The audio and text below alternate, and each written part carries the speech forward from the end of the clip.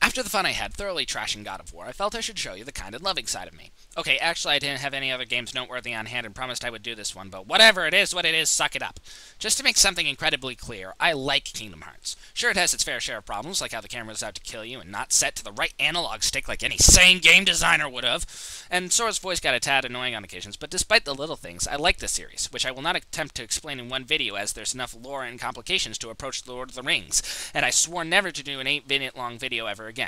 So, as the great saying goes, let's deal with first things first and attack the first game as it is first. The main character, Sora, is living a rather fun life on his island with his friends, Riku, the overpopular good-at-everything character, and Kairi, the obvious unrealized love interest, as well as various unimportant Final Fantasy characters. Sora, Riku, and Kairi all wish to go see other worlds, when, naturally, their great happy island is suddenly attacked by the dark creatures of Sora's dreams.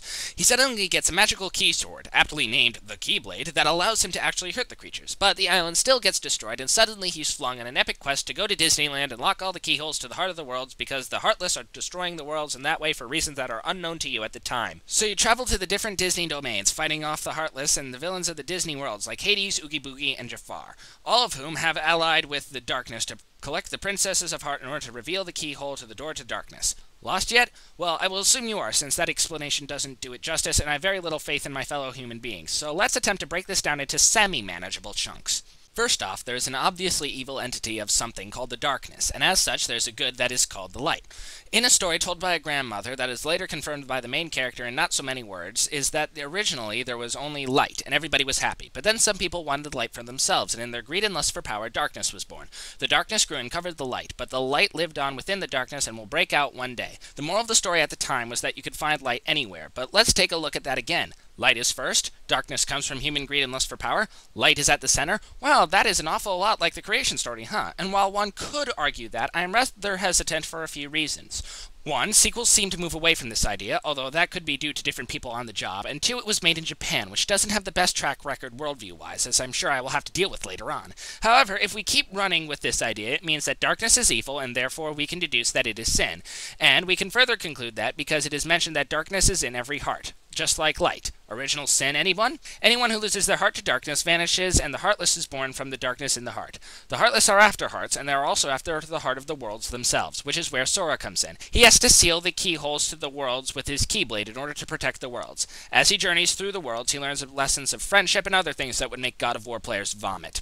He searches for his friends, Riku and Kairi, while he is on the quest with Donald and Goofy, whose AI is really annoying on occasions. Riku, however, is tricked by Maleficent, the villain of Sleeping Beauty. She can be seen as sort of a satanic character, as she is thoroughly evil, and the dialogue she uses to completely deceive Riku and bring him to the dark side, or darkness, sounds like something Satan would say. Later, Ansem, a character I personally think is well executed, and who also is a satanic character, tricks Riku and possesses his body. Riku's goal was to save Kairi's heart because apparently the Heartless took it, but actually Kairi's heart was with Sora, and thus Sora sacrifices himself to let Kairi live again or something. Anyway, Kairi in turn believes in Sora, and at the sound of her voice, Sora returns from falling into darkness in an amazing moment of hugging that would cause most God of War players to stab out their eyes with rusty nails. I should probably stop stereotyping them now, but it's so fun! Sora goes and defeats Ansem at the end of the world, and thus we have the great good triumphing over evil and sealing the door to either Kingdom Hearts or the Realm of Darkness, as it seems to get confused or is schizophrenic. Kingdom Hearts itself is a strange entity. It seems to be referenced in the game to the place where all hearts go to join the Great Heart, or the Heart of the World or something, and is not to be confused with the door to light and door to darkness, the respective doorways to the realms of light and darkness. All these things may be subject to change in future games, however, from what I can gather from the first game, this is as close to a summary of what everything is as you're going to get. Within the game itself, there are many good themes which would cause me to recommend it to people. Good triumphs over evil, Sora's self-sacrifice, the Keyblade could be seen as a sort of grace since the Heartless can't be hurt without it, but that is conveniently overlooked by all the NPCs, which is why I would take it with a grain of salt. I'm also more inclined to think that it follows the Japanese tradition of master sword that chooses its master by honor, or in this case a pure heart.